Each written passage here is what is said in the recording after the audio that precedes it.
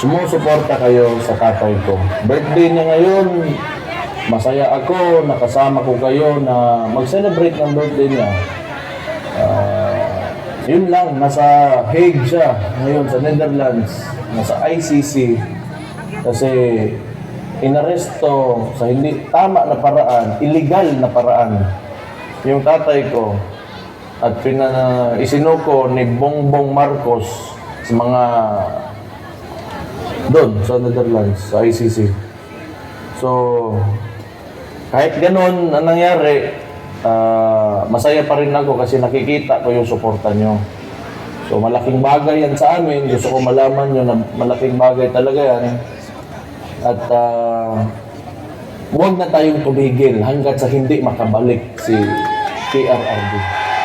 Kailangan malaman talaga ng administrasyong ito na hindi tayo pumapayag sa ginawa nila. Yun lang. Again, gusto ko magpasalamat kasi kung hindi dahil sa inyo, wala na akong lakas. Mahirap din yung sitwasyon.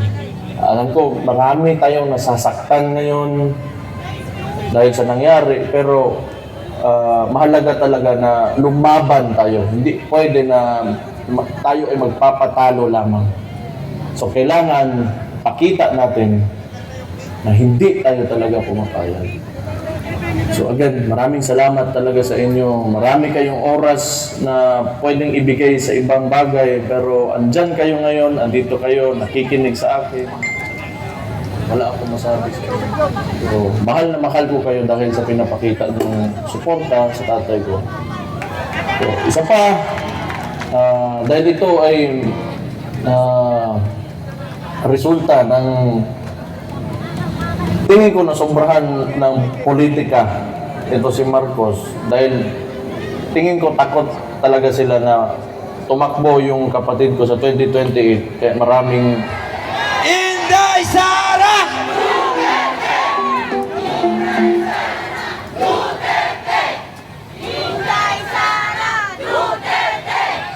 mga movements o mga kilos sa politika laban sa pamilya namin na ginagawa ng administrasyon.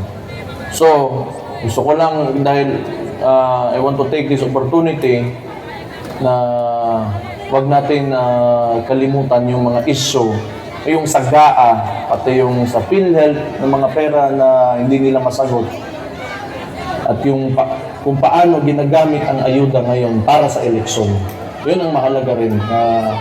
Hindi natin patuloy na i-question natin.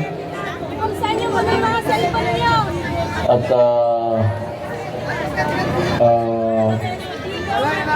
bigyan ng pansin. So, yun lang.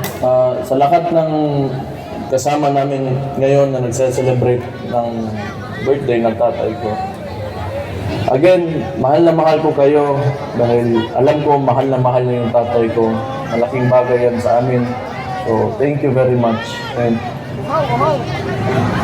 Mayor Bastedo!